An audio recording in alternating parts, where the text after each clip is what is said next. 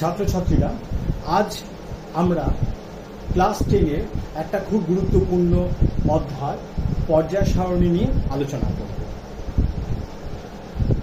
পর্যায় সারণী প্রথম বৈজ্ঞানিকভাবে তৈরি করেন মেন্ডেলিভ।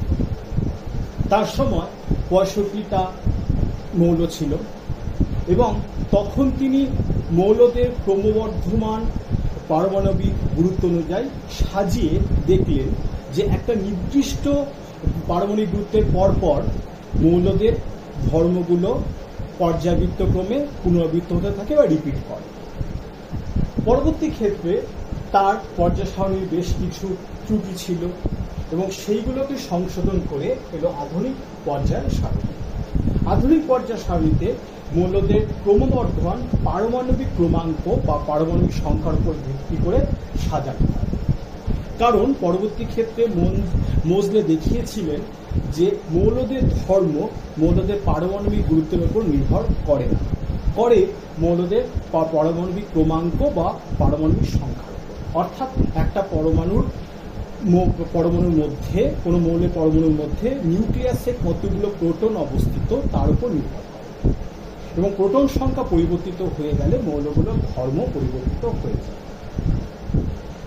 এখানে আমরা দেখতে পাচ্ছি মোট 118টা আমাদের মৌল আছে আধুনিক পর্যায় সারণীতে। তো প্রথম আমাদের মৌলটা হচ্ছে হাইড্রোজেন, যেটা 1 নম্বর গ্রুপে আছে। 1 নম্বর সেল, প্রথম পর্যায়, প্রথম আমাদের শ্রেণী, ফার্স্ট পিরিয়ড, ফার্স্ট গ্রুপ। এবং তারপর আছে আমাদের হিলিয়াম। এইভাবে ক্রমান্বয়ে মৌলগুলোকে সাজানো হয়েছে। আধুনিক পর্যায় সারণীতে মোট 7খানা আমাদের পর্যায় রয়েছে, অর্থাৎ 1টা 2টো করে মোট 7খানা পর্যায় আছে। আর শ্রেণী আছে বা গ্রুপ বা শ্রেণী আছে 18টা। গ্রুপ কাকে বলে?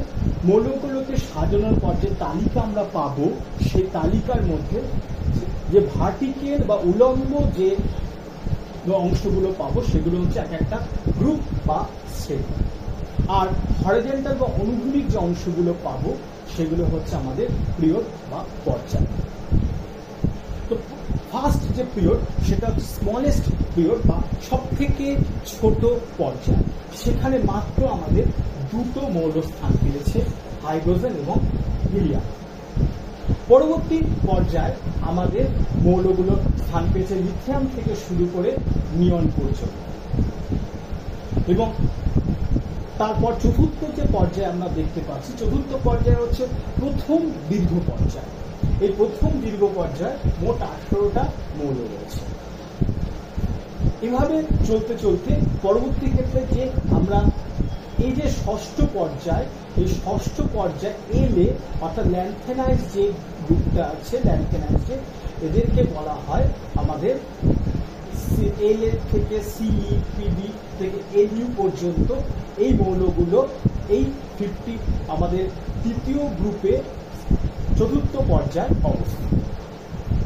এই মৌলগুলোকে বলা হয় ল্যান্থেনাইজড বা আমাদের বিরল মৃত্তিকা মৌল। আর সপ্তম পর্যায় তৃতীয় শ্রেণীতে রয়েছে এসি বা অ্যাক্টিনয়েড, যেখানে আছে থোরিয়াম, প্লুটোনিয়াম, ইউরেনিয়াম, সমস্ত তিরস্ক্রিয় মৌলগুলো। তো এই পর্যায় সারণীর প্রথম যে গ্রুপ, প্রথম গ্রুপে হাইড্রোজেন বাদ দিয়ে লিথিয়াম, সোডিয়াম, পটাশিয়াম এদেরকে একসাথে বলা হয় আমাদের অ্যালকালি মেটাল বা আমাদের ক্ষারীয় মৌল। এদের প্রত্যেকেরই যোজ্যতা হচ্ছে 1 এবং এরা হচ্ছে হাইলি ইলেকট্রোপজিটিভ বা আমাদের এদের তড়িৎ ধনাত্মক। এদের প্রত্যেকেরই যোজ্যতা হচ্ছে 1 বা যোজ্যতার সংখ্যা হচ্ছে +1। এক্ষেত্রে হাইড্রোজেন একমাত্র মৌল প্রথম গ্রুপে বা প্রথম শ্রেণীতে যেটা অধাতু, বাকি সবাই হচ্ছে ধাতু। আমরা দ্বিতীয় শ্রেণীতে দেখব বি থেকে শুরু করে আর এ পর্যন্ত যারা আছে প্রত্যেকেই হচ্ছে ধাতু আমাদের। এদের যোজ্যতা হচ্ছে 2 এবং এরা ইলেকট্রোপজিটিভ বা তড়িৎ ধনাত্মক। পরবর্তী ক্ষেত্রে তৃতীয় শ্রেণীতে আমরা এসি ওয়াই এল এগুলো পাবো। তার মধ্যে এল বা আমাদের এসি যে গ্রুপ যে সেটগুলো আছে তাদের কথা আমি আগেই বলেছি। এবার আমরা এই যে জায়গাটা আমরা দেখতে পাচ্ছি এদেরকে বলা হয় ট্রানজিশন মেটাল বা আমাদের সন্ধিগত মৌল। টিআই থেকে শুরু করে জেডের থেকে জেডআর থেকে শুরু করে সিডি, আরএফ থেকে শুরু করে সিএফ, এই যে সমস্ত মৌলগুলোকে বলা হয় ট্রানজিশন মেটাল বা সন্ধিগত মৌল। এদের প্রত্যেকের ইলেকট্রন বিন্যাস পরবর্তী ক্ষেত্রে যদি সায়েন্স নিয়ে পড়ো তাহলে দেখবে এদের প্রত্যেক ইলেকট্রন বিন্যাসে একটা বিশেষ বৈশিষ্ট্য থাকার জন্য এদেরকে ট্রানজিশন মেটাল বা আমাদের সন্ধিগত মৌল বলা হয়। এরা যে লবণগুলো তৈরি করে সেই লবণগুলো খুব সুন্দর রঙের হয়। যেরকম আমাদের কপার সিউ, কপার থেকে হয় কপার সালফেট।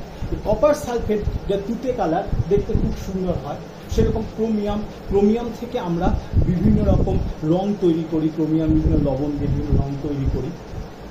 তারপর আমরা চলে আসব এখানে তৃতীয় নম্বর শ্রেণীতে আছে বি থেকে AL, GA, NI, PI.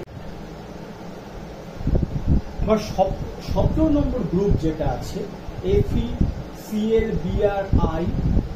F মানে হচ্ছে আমাদের ফ্লুরিন, সিএল হচ্ছে ক্লোরিন, বিআর হচ্ছে ব্রোমিন, আই হচ্ছে আয়োডিন। এদেরকে বলা হয় আমাদের হ্যালোজেন। 17 নম্বর গ্রুপকে বলা হয় আমাদের হ্যালোজেন। আর 18 নম্বর গ্রুপে যারা আছে এইচই, এনই, এআর অর্থাৎ হিলিয়াম, নিয়ন, অর্গান, ক্রিপ্টন, জিনন, রেডন, এদেরকে আমাদের বলা হয় নোবেল গ্যাস বা আমাদের নিষ্ক্রিয় গ্যাস। কারণ এদের সাধারণভাবে এরা খুব একটা কারোর সাথে বিক্রিয়া করে না, তাই এদেরকে বলা হয় নোবেল গ্যাস। হিলিয়াম বাদ দিয়ে বাকি সমস্ত আমাদের যে নোবেল গ্যাস বা আমাদের নিষ্ক্রিয় গ্যাসগুলো আছে এদের বহিস্থ কক্ষপথে ইলেকট্রন সংখ্যা হচ্ছে 8, আর হিলিয়ামের বহিস্থ কক্ষপথে ইলেকট্রন সংখ্যা হচ্ছে 2। এবার 17 নম্বর পর্যায়ে 17 নম্বর গ্রুপ যারা আছে 17 নম্বর গ্রুপে আমাদের এরা হচ্ছে হাইলি ইলেকট্রোনেগেটিভ। তার মধ্যে ফ্লুরিন হচ্ছে সব থেকে বেশি তড়িৎ ঋণাত্মক বা হাইলি ইলেকট্রোনেগেটিভ। এদের জারণ সংখ্যা হচ্ছে -1 এবং এদের যোজ্যতা হচ্ছে 1। এরা আমাদের এই যে ধাতুগুলোর সাথে বিক্রিয়া করে আমাদের আয়নীয় যৌগ উৎপন্ন করে। এবার আমরা যেটা দেখব মাধ্যমিকে যেগুলো প্রচন্ড রকম ভাবে আসে যে মৌলগুলো ধর্ম পর্যায় সারণীতে কিভাবে চেঞ্জ হয়। তার আগে আরেকটা কথা বলি, এই যে পর্যায় সারণীতে আমাদের উপকার কি হবে। পর্যায় সারণীতে আমাদের সব থেকে বড় উপকার হচ্ছে আমাদের প্রকৃতিতে যে 118টা মৌল পান এদের প্রত্যেকের ধর্মগুলোকে আলাদা আলাদাভাবে মনে রাখা খুব কষ্টসাধ্য ব্যাপার। কিন্তু আমরা যদি পর্যায় সারণী থেকে এই প্রত্যেককে একটা গ্রুপের মধ্যে ফেলতে পারি দেখা যায় যে একই গ্রুপে থাকা মৌলগুলোর রাসায়নিক ধর্ম মোটামুটিভাবে একই রকম। যেরকম আমরা যদি প্রথমে যাই একদম ফার্স্টে অ্যালকালি মেটালস, এদের প্রত্যেকেরই যোজ্যতা হচ্ছে 1 এবং এদের প্রত্যেকটা হাইড্রোজেন বাদ দিয়ে প্রত্যেকেই হচ্ছে আমাদের মেটাল বা ধাতু এবং প্রত্যেকেই এদের ফার্স্ট গ্রুপের প্রত্যেকের যোজ্যতা 1 যেটা বললাম এবং এরা হচ্ছে হাইলি ইলেকট্রোপজিটিভ। সেকেন্ড গ্রুপে যদি আমরা যাই এরাও মেটাল এবং এদের যোজ্যতা হচ্ছে 2 এবং এরাও ইলেকট্রোপজিটিভ। ঠিক একইভাবে আমরা যদি 17 নম্বর গ্রুপের ক্ষেত্রে আসি এরা হচ্ছে আপনার হাইলি ইলেকট্রোনেগেটিভ। 18 নম্বর গ্রুপে হচ্ছে হাইলি ইলেকট্রোপজিটিভ। 16 নম্বর গ্রুপে যারা আছে এদের প্রত্যেকের যোজ্যতা হচ্ছে 2 করে, এরাও ইলেকট্রোনেগেটিভ। অর্থাৎ আমরা গ্রুপ ওয়াইজ যদি আমরা দেখি তাহলে দেখব মৌলগুলোর যোজ্যতা মৌলগুলোর রাসায়নিক ধর্ম মোটামুটিভাবে একই এবং এদের যোজ্যতাও একই রকম। তো এবার মৌলগুলোর আমাদের ধর্ম কিভাবে পরিবর্তিত হয়। যদি আমরা পর্যায় সারণীর দিকে মুখ করে দাঁড়াই তাহলে বাঁ থেকে যত ডান দিকে যাওয়া যায় মৌলগুলোর ধাতব ধর্ম কমতে থাকে এবং অধাতব ধর্ম বাড়তে থাকে। অর্থাৎ এলাই আমাদের ধাতু, বির তুলনায় এলাই বেশি ধাতু, আবার বি থেকে সি বেশি অধাতু। অর্থাৎ যত ডান দিকে যাব অধাতব ধর্ম বাড়বে, ধাতব ধর্ম কমবে। অন্যদিকে যদি আমরা ওপর থেকে নিচের দিকে আসি, তাহলে ওপর থেকে নিচের দিকে দেখা যাবে মৌলগুলোর ধাতব ধর্ম বৃদ্ধি পাবে এবং অধাতব ধর্ম কমবে। অর্থাৎ এলআই তুলনায় এনএ হচ্ছে বেশি পরিমাণে তার ধাতব ধর্ম দেখা যাবে।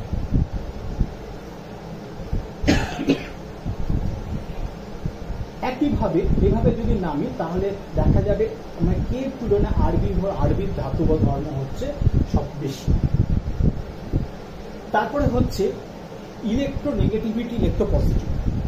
যত আমি বাঁ থেকে ডান দিকে যাব, আমাদের মৌলগুলোর ইলেকট্রোনেগেটিভিটি বা তড়িৎ ঋণাত্মকতা বাড়বে এবং তড়িৎ ধনাত্মকতা কমবে। অর্থাৎ যত বাম দিকে যাবে এরা তত বেশি ইলেকট্রোনেগেটিভ বা তড়িৎ ঋণাত্মক। উল্টো দিকে আমরা যত উপর থেকে নিচের দিকে নামবো এরা তত বেশি তড়িৎ ধনাত্মক হবে।